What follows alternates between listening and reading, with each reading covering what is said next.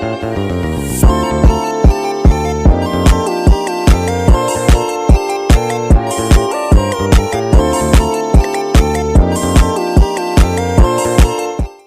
pagi, Bu. Ya, selamat pagi. Masuk dulu. Silakan duduk, Bu.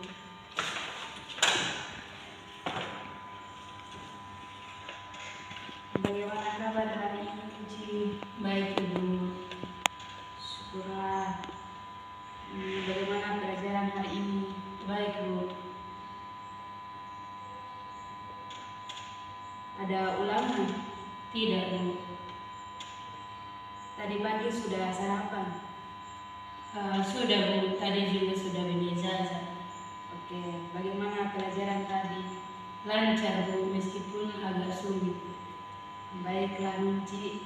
Maksud Anda dipanggil adalah untuk berusaha membantu agar Anda bisa menyelesaikan masalah yang sedang dihadapi sekarang, ya. Nah, sebelumnya bagaimana kalau kita membuat kesepakatan waktu? Kira-kira pertemuan kali ini berupa menit atau sampai jam berapa? Ya, 1 jam pelajaran, ya, Bu. Kira-kira 40 menit lah. Kalau pulang sekolah, saya tidak bisa karena diantar jemput dengan saudara. Berarti hari ini kita sepakat ya 40 menit. Iya, Bu. Baiklah, kita sudah sepakat. Sekarang Ibu ingin mengutarakan terlebih dahulu maksud dan tujuan Nunci ke sini menemui Ibu dan agar tidak terjadi kesalahan. Ibu ingin menguraikan terlebih dahulu maksud dan tujuan Nunci ke sini menemui Ibu dan agar tidak terjadi kesalahpahaman. Apakah Nunci pernah mengikuti konseling? Belum pernah, Bu. Oh, begitu. Jadi Ibu memanggil Nunci ke sini dengan maksud mengadakan konseling oleh konselor, yaitu saya kepada seseorang yang mengalami permasalahan yang biasa disebut klien atau konseling melalui wawancara yang akhirnya nanti bermuara pada teratasinya masalah yang dihadapi adik tersebut. Terus bantuan yang diberikan tidak hanya dalam bentuk nasihat. Bantuan itu juga bukan merupakan bantuan materi, misalnya mempunyai masalah keuangan. Tidak mungkin Ibu membantu dengan memberikan keuangan. Ibu cuma memberikan solusi bagaimana cara mencari masalahnya. Bagaimana, sudah mengerti? Iya, Bu. Apakah masih ada yang perlu ditanyakan? Tidak, Bu. Baiklah, lebih jelas lagi, konseling juga memiliki asas kerahasiaan, jadi permasalahan adik tidak akan diketahui orang lain kecuali saya dan adik. Guru yang lain juga nggak tahu. Agar kita dapat mengungkapkan permasalahan yang dialami adik tertentu, diperlukanlah keterbukaan dengan saya, dan masalah itu dijamin kerahasiaannya. Bagaimana, masih ada yang mau ditanyakan lagi? Tidak, Bu. Sudah jelas. Ya, baiklah, tadi kan Ibu bilang kerahasiaannya terjaga.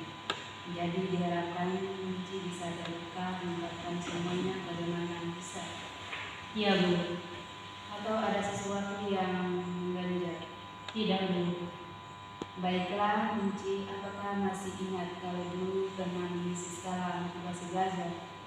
Oh, iya, Bu. Dari hasil skala motivasi belajar dan wawancara kemarin menunjukkan kalau Nunci motivasi belajarnya rendah. Iya, Bu. Memang saya kurang semangat kalau belajar. Baiklah, berarti Nunci menyadari betul akan kondisi belajar yang selama ini dialami. Iya, Bu. Entahlah, akhir-akhir ini saya kurang motivasi belajar.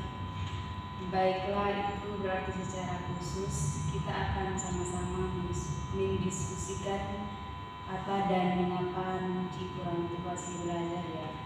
Iya, Bu. Saya setuju dengan hal tersebut. Baiklah, setelah Ibu menganalisis hasil angket motivasi belajar Maka dalam pertemuan kita kali ini, kita akan menggunakan pendekatan realitas yang terdiri dari 5 fase, yaitu pertama keterlibatan, kedua eksplorasi, keinginan, kebutuhan, dan resepsi, ketiga eksplorasi, arah dan tindakan, keempat evaluasi diri, dan kelima rencana dan tindakan. Bagaimana bisakah Ayuji? Bisa, Bu.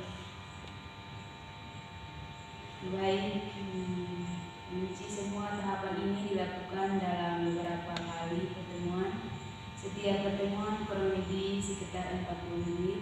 Itu kurang lebih ya, tapi bisa tergantung pada kesepakatan kita nanti beberapa menit. Bagaimana? Setuju, Bu. Baik, ini proses konseling kita cukup sampai di sini saja. Minggu depan baru kita bertemu lagi. Terima kasih, Bu. Permisi, Bu.